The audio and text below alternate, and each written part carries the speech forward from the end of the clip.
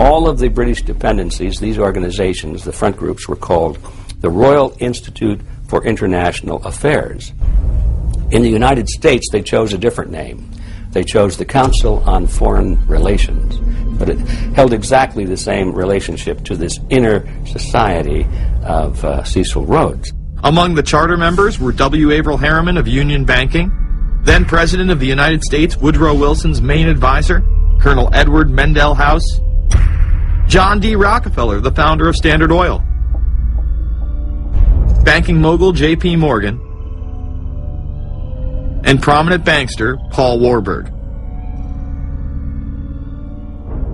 Well, the Council on Foreign Relations exists today. It's probably the most powerful single organization in America. Many observers, including myself, believe that it is the hidden government of the United States. These people are not elected to office, and most Americans don't even know who they are.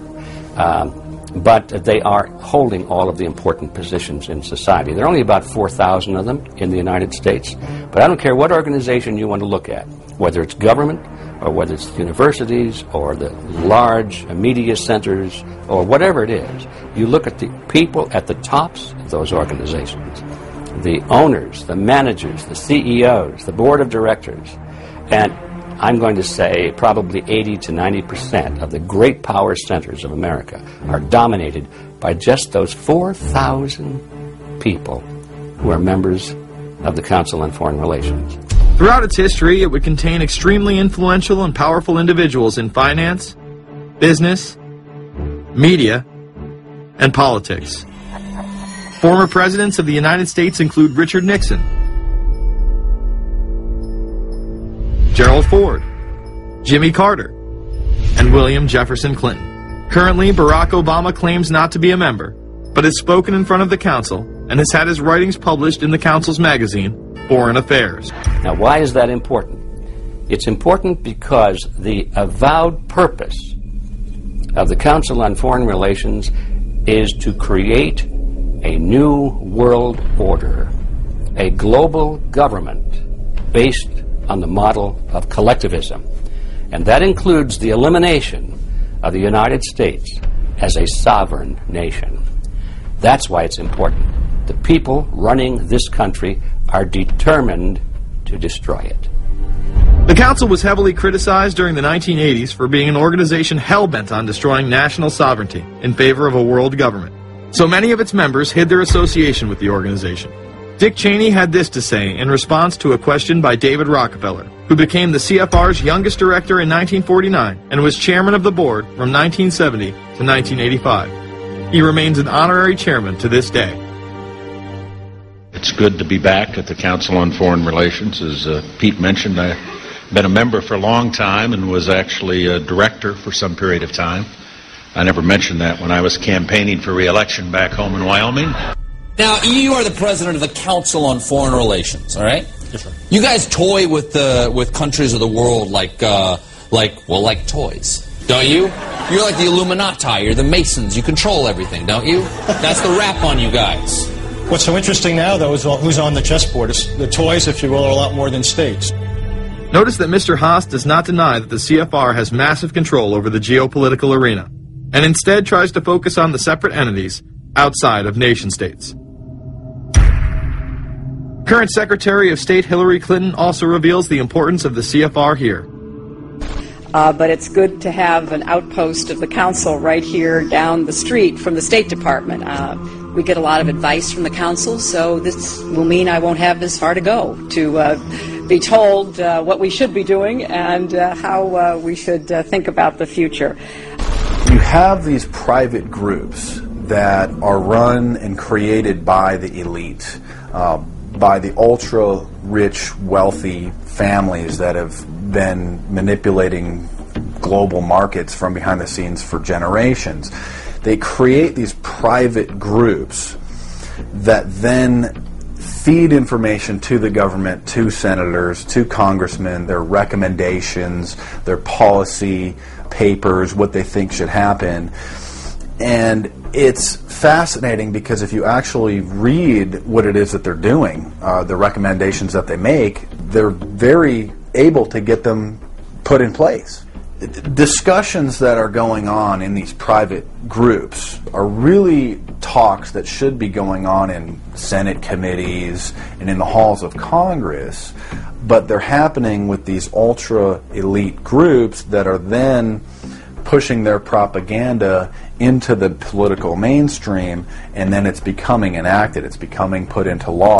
Still not convinced the CFR is promoting a new world order? Listen to what Leslie Gelb had to say upon leaving the New York Times to chair the organization as its president in 1993. I loved it. Doing a column is a great job. I'm going to an equally great but different job, and in a way a job that caps everything I've been doing in my life, in government and academia and in journalism. I think that's what the Council on Foreign Relations will allow me to do. Well, for example, you had me and 3 or 4 other folks on this show a few months ago to talk about the New World Order, right? Exactly. Right? Bob I talk about it, you, exactly. Right. I talk about it all the time. New World Order wants a global system where one small central authority of individuals can then dictate a policy that's going to be distributed down to the rest of the world, everywhere, in the smallest little town in the middle of nowhere in some remote country. I now think it's safe to say that the Council is extremely influential on the world stage and openly promote global governance. The Council and the globalists were able to take this agenda to the next level following World War II. The United Nations was born out of the ashes of this conflict. Unlike the League of Nations, the United States not only joined this organization, they championed it.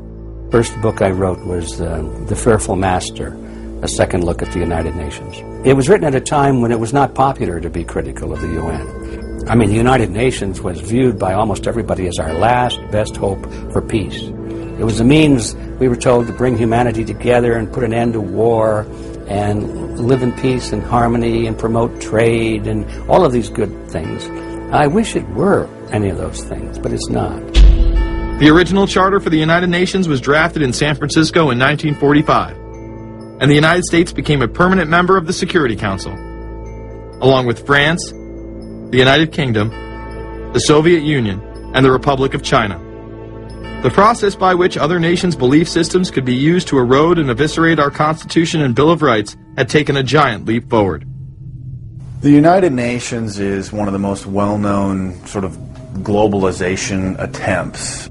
Its primary goal is to streamline all the governments of the world, to create a global council and to unify all the rules and all the regulations for the world. So it's essentially the precursor and an engine of this new world order. The United Nations is made up of all of the countries of the world, most of which are dictatorships of one kind or another. And you don't take a bunch of dictatorships and put them into a bag and shake it up and come out with a freedom-loving governmental unit. You come out with a global dictatorship. This was the public face of global governance. However, many other organizations have been birthed since. Even more suspect is a private group called the Trilateral Commission. David Rockefeller and Henry Kissinger are among its some 300 influential members. The Trilateral Commission, rich and powerful business and political leaders from Japan, Europe, and North America. The New York-based policy group was formed in 1973 by Chase Manhattan Bank Chairman David Rockefeller. In addition to Rockefeller, there are many other noted American members. Among them, economist Alan Greenspan, former Defense Secretary Harold Brown. George Bush was once a member but resigned last year before his unsuccessful presidential campaign. Back then, it wasn't politically wise to be aligned with what his party's right wing considered a shadow world government. The United Nations would take over America. The Trilateral Commission would control the world.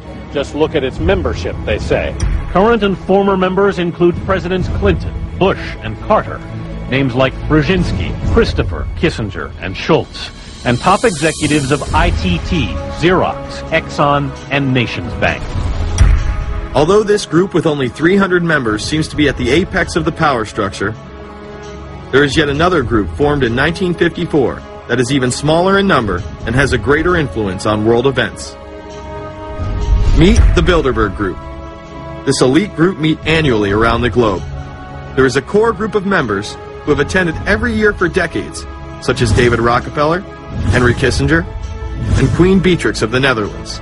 These members invite others who are politically and socially relevant at the time. Each year, around 140 people are in attendance. Real quick, I'd ask you this question. In 2004, you attended a meeting in Italy called the Bilderberg Group. I just want to know what you were doing out there, what that was all about. If she lied to me and told me she didn't go, I figured you might tell me the truth. All I did was go. They had a Republican and a Democrat. Republican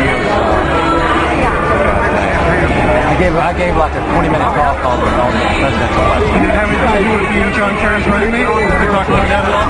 No, because I wasn't his running mate. Okay.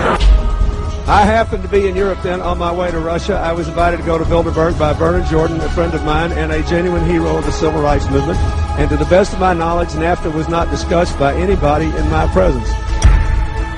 Documents released by the group in 2001 reveal that in September of 1955, the group met in Germany and covertly outlined the idea of a European Union.